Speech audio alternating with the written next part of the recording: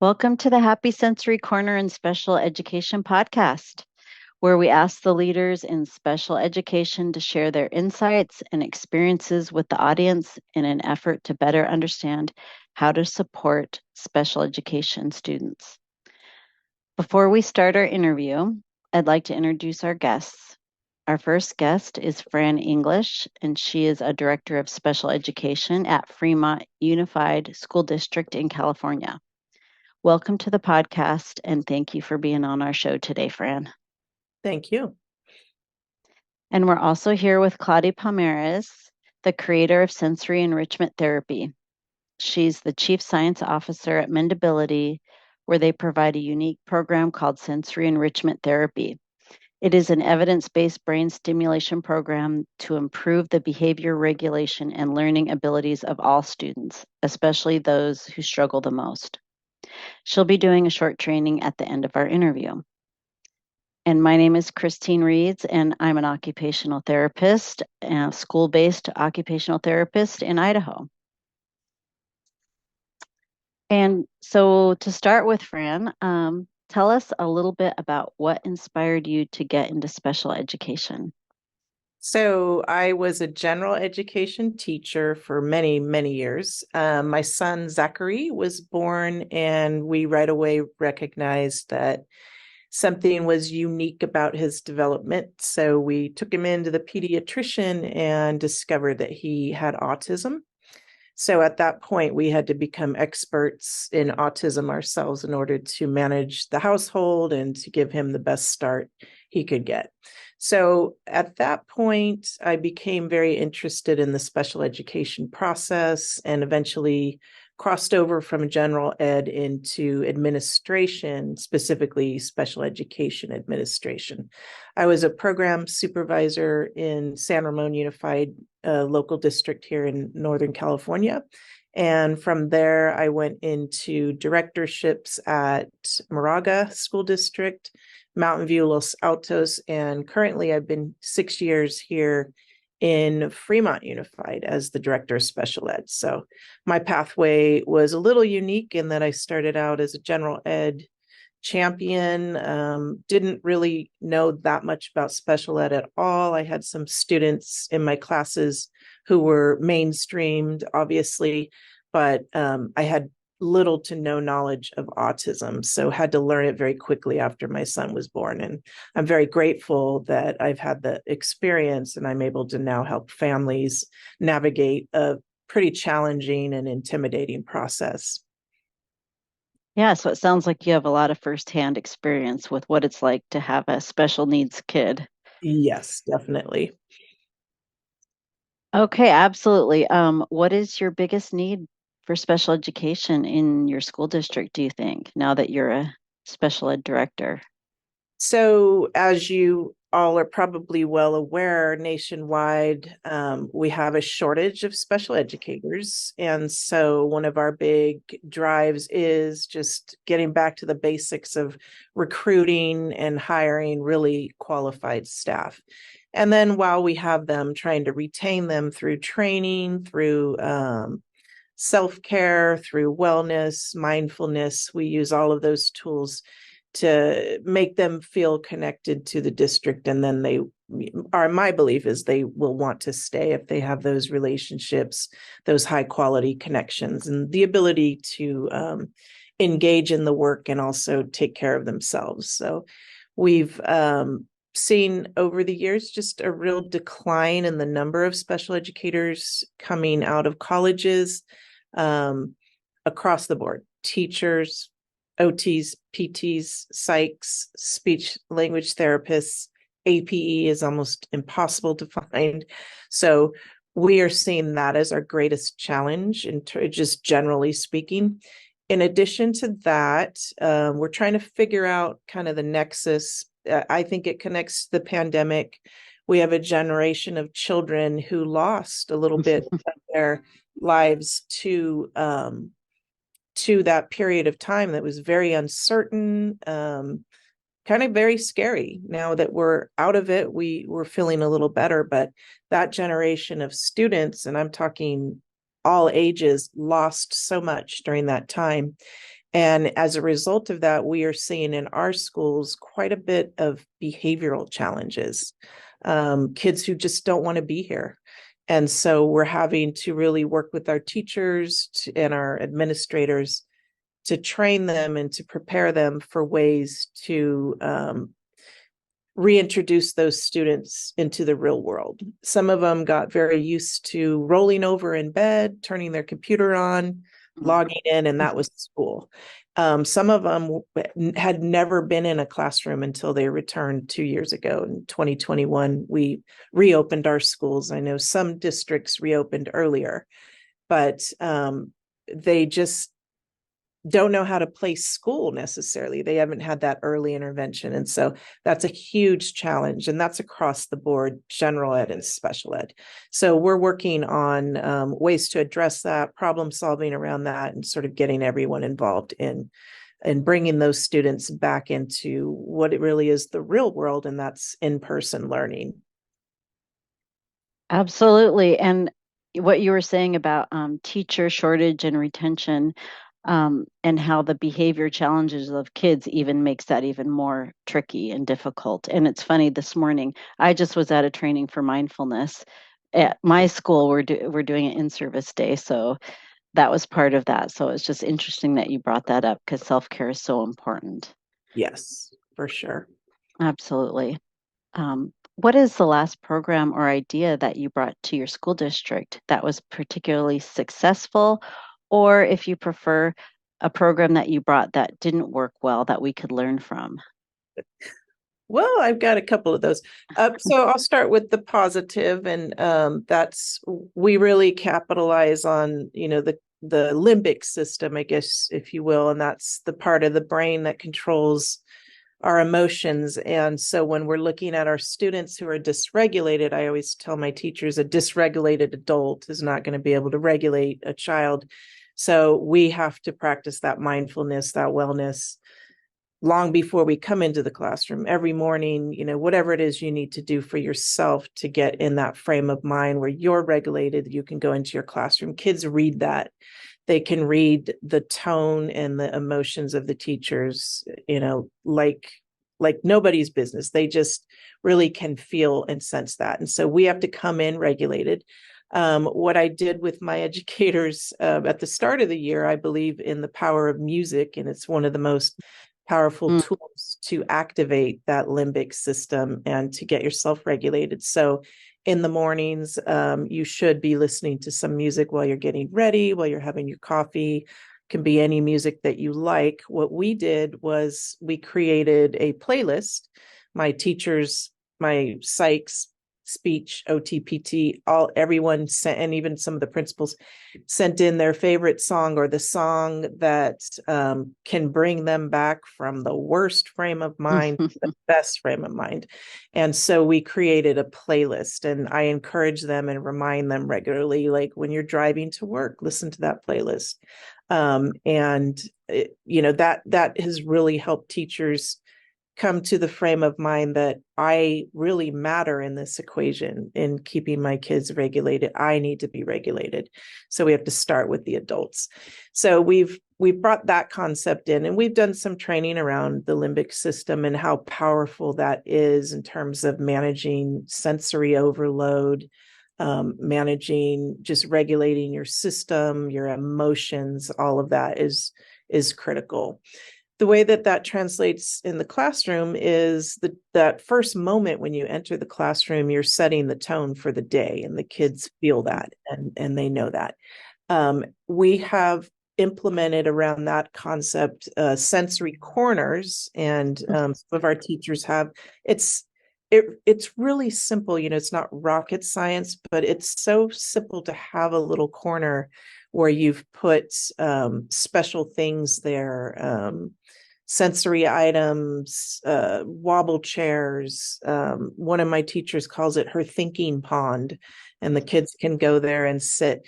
We've also been working with the teachers, and our OTs and our PT have really been working with teachers to do movement breaks and to kind of give them permission to, I think in the old days when I first started teaching, it was like, no, they have to sit in rows and they have to sit in their uncomfortable chair and they should just stay there and listen to me. I'm the sage on the stage. Now we're trying to get away from that and allow the children to have those movement breaks and build them in. We use a lot of universal design for learning, and that is that all of these strategies can work for all of the children. And so if you're using them universally across your classroom, you're not only helping the student who has special needs, but you're helping all of the students, possibly preventing a student from needing special education, which, least restrictive environment is very important to us in terms of, the law and just what's right for students. So movement breaks, music breaks, build those into your actual lesson planning. But I would say the simplest, easiest thing to do is that sensory corner where students know I can go sit there in my wobble chair or whatever the scenario is or the setup is. It doesn't take a lot of space. Some of the teachers were like, well, my classroom's small, and it doesn't take a ton of space to build a little sensory corner. It's actually quite simple. You can decorate it, add little toys or fidgets or what have you, and also activities that the students might be able to do there to regulate themselves. We also have the luxury, which not a lot of districts have this, but we have some space in our schools. We are in what we call declining enrollment. It's unfortunate, meaning it means that, birth rates have decreased. And so our schools have fewer students, which has other ramifications. But the silver lining in it is that we have extra classrooms and space. And so we've actually built sensory rooms where our OTs have gone in with our teachers and built those rooms. We bought the equipment. We have everything from climbing walls to slides to, practice stairs, just all kinds of activities where they can move and, activate that system and regulate themselves. So it's really quite simple. It's just a matter of thinking it through and putting together things that that students can do to support that control of those emotions. Those are great ideas. I'm wondering, how did you introduce these ideas of creating like a playlist and all these different sensory tools? Did you have some challenges in kind of getting started on this, or how did this come about? Yeah, so I would say just over the years, it's come about as a result of need.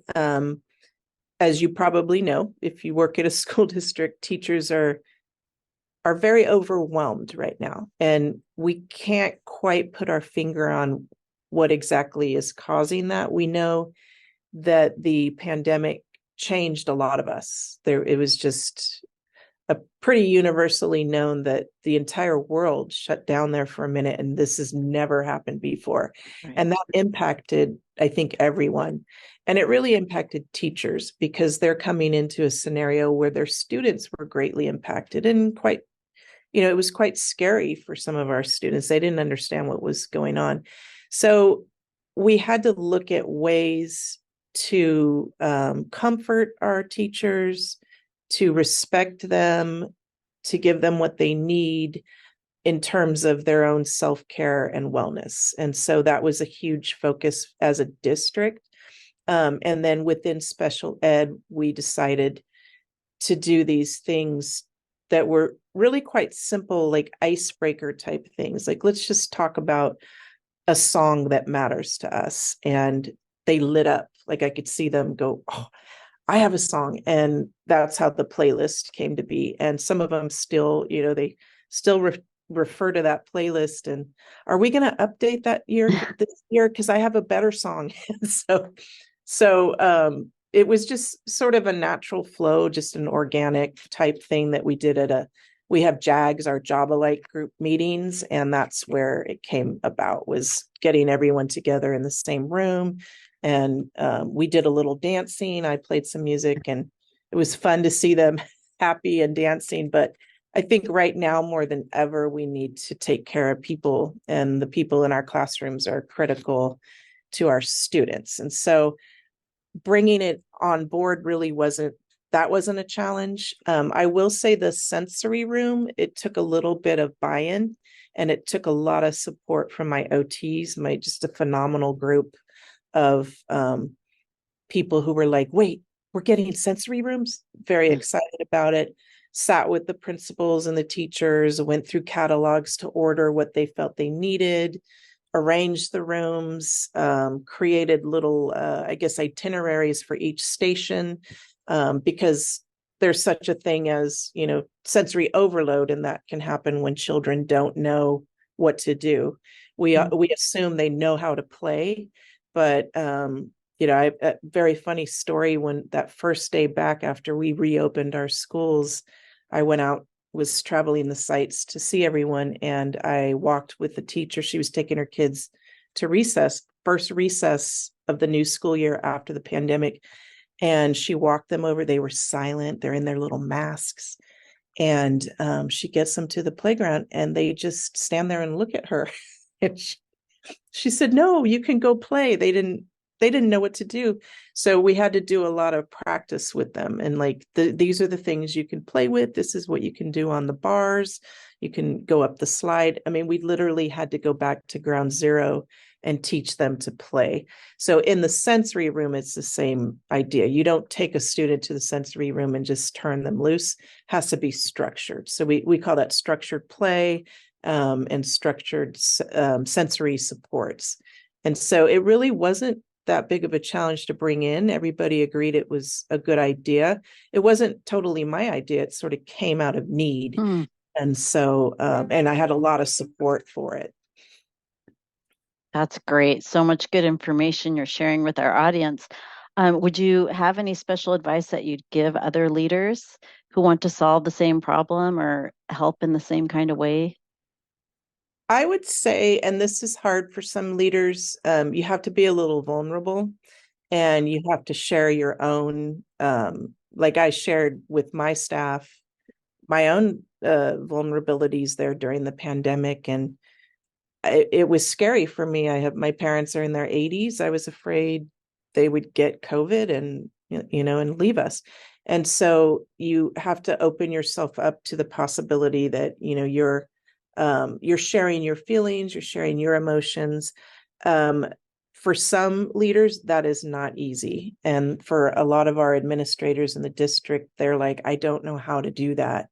And so it takes a little training. We worked with Solution Tree. We worked with CLS, Collaborative Learning Solutions, to sort of help us get grounded in who we are and then we have to model these things for our staff.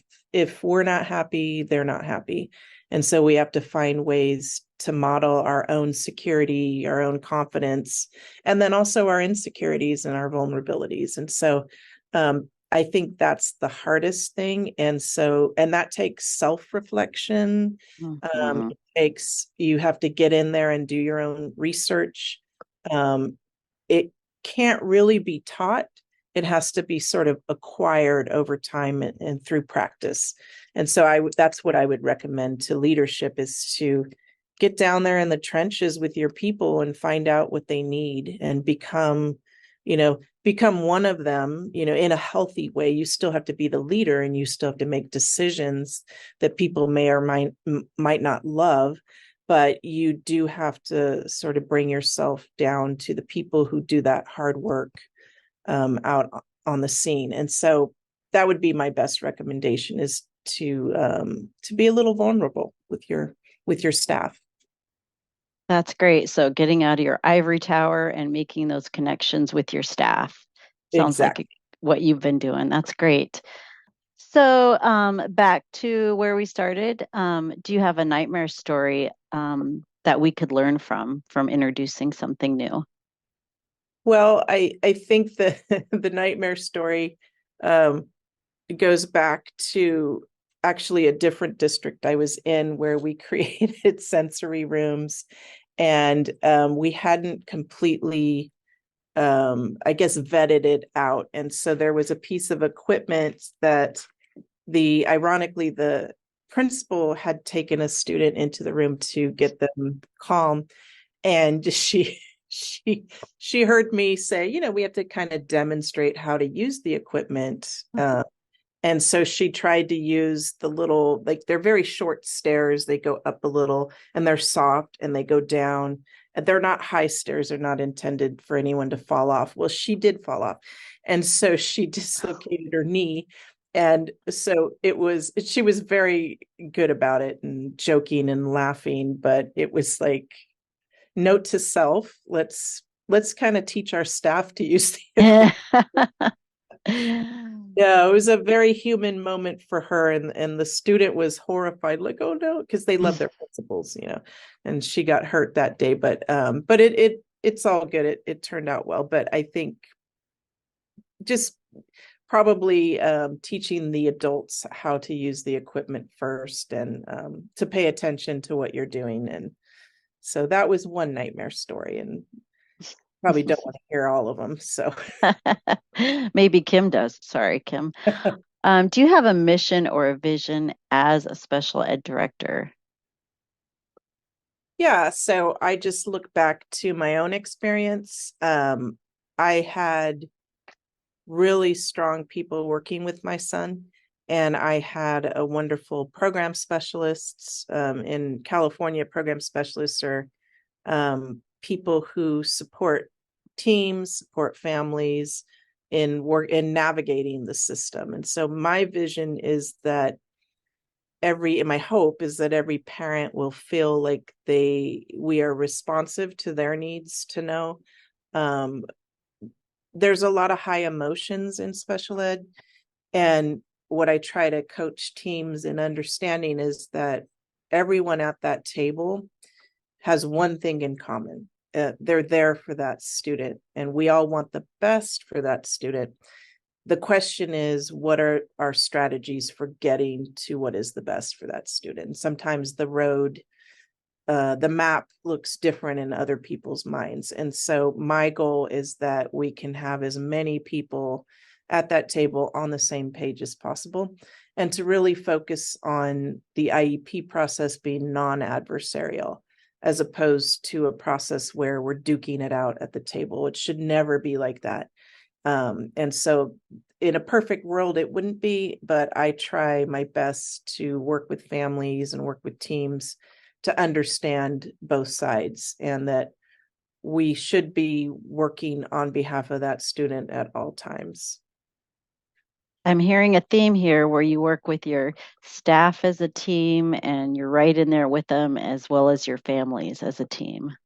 Yes, I think the reason they call it because we're supposed to be collaborative and supporting one another, learning from one another, but really child focused.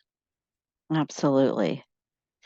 So, Claudie, having heard all of this, what do you have in mind for our training session today? What sensory enrichment protocols can we offer our listeners that would be helpful? Well, obviously, I had something in mind before the talk, and now I'm giving myself a lot of freedom because our invited people are amazing. And Fran, you are amazing in the sense that you have learned things and then you have applied them. And then you have told the team, the teachers, and everybody, this is why you want to be doing that.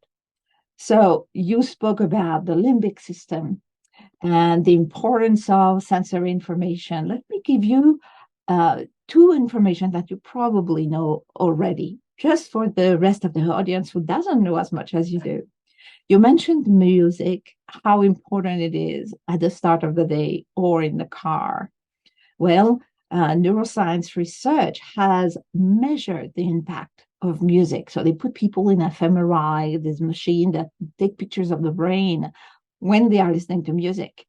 And two things happen at a level that is the highest thing that ever happens in the brain except with that, which is an instant increase of release of serotonin and dopamine. And serotonin for teachers is feeling better, feeling calm, feeling at peace. And for the students, because in what we offer to schools during the trainings, music plays a big part, but it also, so dopamine is good mood, motivation, memory. And so it's beautiful for both groups, right? So it's so brilliant that you have introduced music that way. But I'm going to bring out something that I did not hear being in the sensory box or the sensory corner or the sensory room. And it's the simplest element. So maybe I'm wrong. Maybe you already have aromas. So to tell you what it does to the brain, smelling something that you really enjoy increases the release of dopamine by 100%. So it's not just a little something that's nice and we enjoy. It changes almost instantly how you feel. And that's true for the teachers. And obviously, it's true for the kids. So aromas increase of the release of dopamine. Music is serotonin and dopamine. And you have a playlist. So basically, there's no cost. And when we come with aromas, there are so many ways to get them at a very non-expensive way. And in fact, think about it, Christine, because the story I would like to talk about is the boy with a lot of meltdown that you told me about once. So think about it, because when I'm done, I will ask you if you don't mind to tell that story. Mm-hmm. So activities that I'd like to offer everybody today is, as usual, something extremely simple that doesn't ask for equipment and will have a very profound effect. What I often talk about when we discuss in those podcasts is the issue with communication between left and right hemispheres of the brain. In autism in particular, because you've mentioned your son, it's been found that the bridge between the two sides of the brain, which is about here, it's called the corpus callosum with a big name, is narrower in most of kids with difficulty, but for sure in autism, this bridge is narrower. So obviously communication doesn't go really smoothly, but we can change that, we can improve it. And I have a little exercise, a little game, a little activity that you can have several children do at the same time or one. It will maybe address a kid who has a difficulty finding a spot that day. He's a bit antsy and he can't really pay attention. Things are a bit too much, and we don't know all the time where the kids come from when they come into the classroom, right? So they bring something that we cannot change, but we can change how they feel at the moment. So I would work on balance to start. We would have that kid come over. How about you stand on one foot in front of me? Can you do that? Yeah. Okay. Then we're going to have maybe one of those. All the classes have it. We do magnificent stuff with that.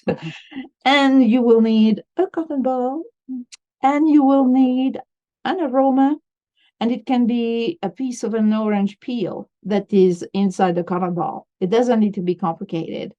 And I suggest a little piece of tape to keep the cotton ball on the stick. Then you tell the kid, okay, can you hold this only with your lips? I'm telling you right now, it's impossible. And for that to happen, it would need more organization around the mouth, obviously. And when there are things that you can do to help kids with speech difficulties, most of the activity of the fine motor have to be voluntary. The brain has to give the command. So you can develop that with a short little game that you play every now and then. So gradually, of course, the kid will want to hold it with his teeth, and you will check there are lips only. Lips only, then if it's very, very hard, we're going to do it this way. What's the point of the cotton ball? Well, I said it increases production of dopamine release and then production added because you do it regularly. Dopamine, one of its job is control of movement. And one of the issues with the kids on the spectrum and kids with ADHD, they cannot control their movements. They have to move. It's a movement disorder. It's not a come on. You cannot really tell them or ask them unless you cause stress. But if they smell, gradually they will have the dopamine that will do the job for them. So we create a movement exercise, which is like a control of balance, which is definitely working on communication of the two sides of the brain. We have a speech improvement exercise by holding with the lips, building up voluntary contraction of the lips. And then we have the smell, that is what I just told you about. So all the exercises we do with mandability are extremely short because we send messages to the brain. We're not teaching skills. So that kid could be standing on one foot for 3 seconds. You still have achieved a therapeutic level that will be helpful. So it can help the kid recenter. But I can imagine the teacher saying to the whole class, everybody does it. And she or he would also do the exercise and get all this boost of dopamine and resettling of movement and focus. So, what do you think of that, Fran?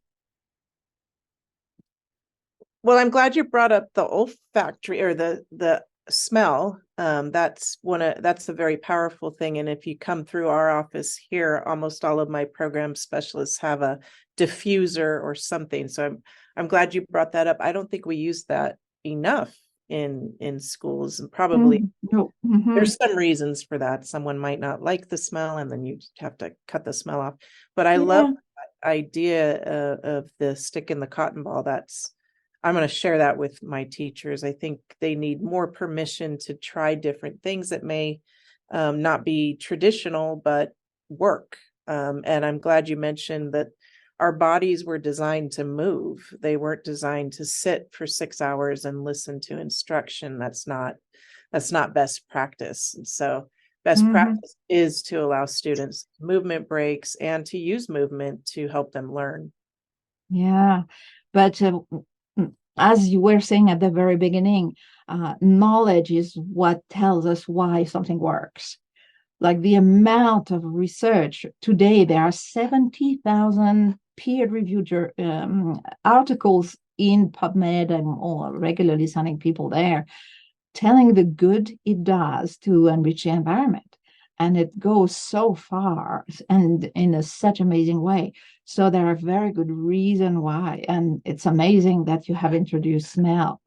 So we use it in our exercises and the various therapies we tailor either for a classroom or for one particular student.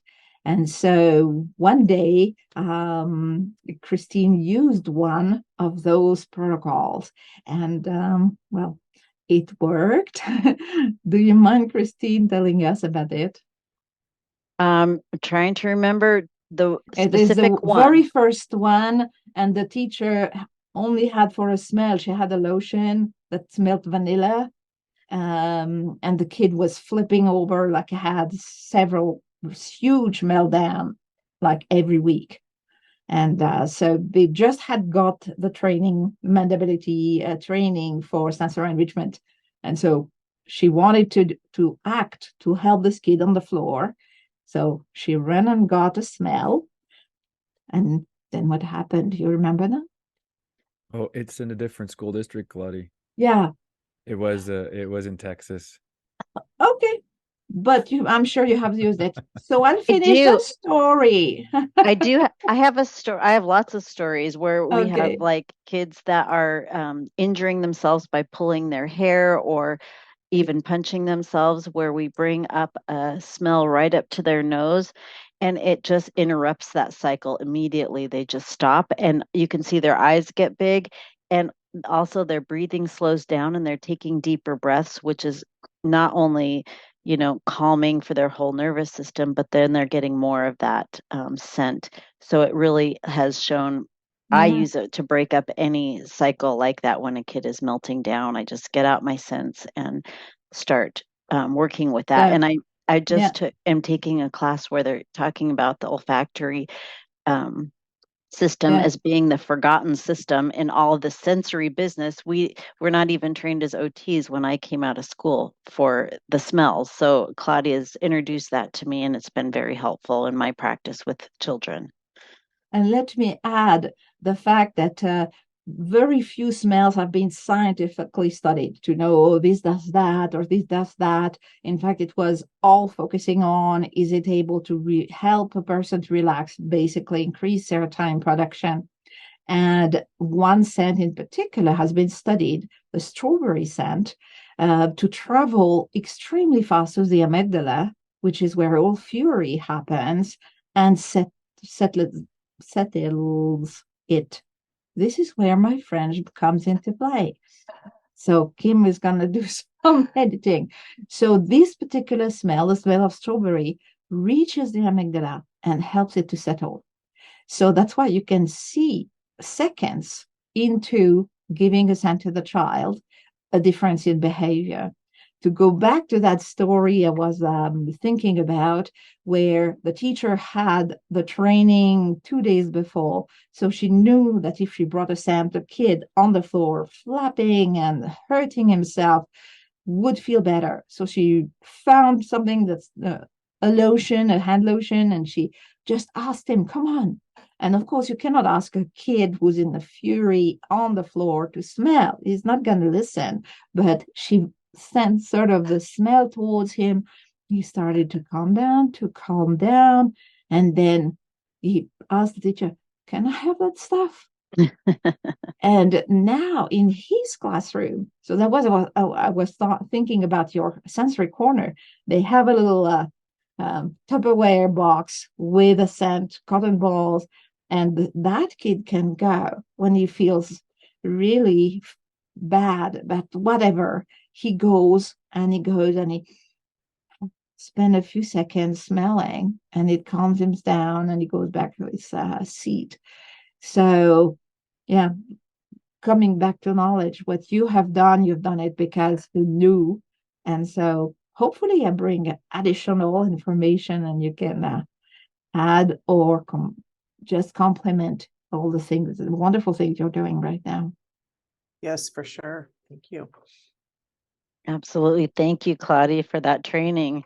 So good to hear refreshers on all of the information that you share with us.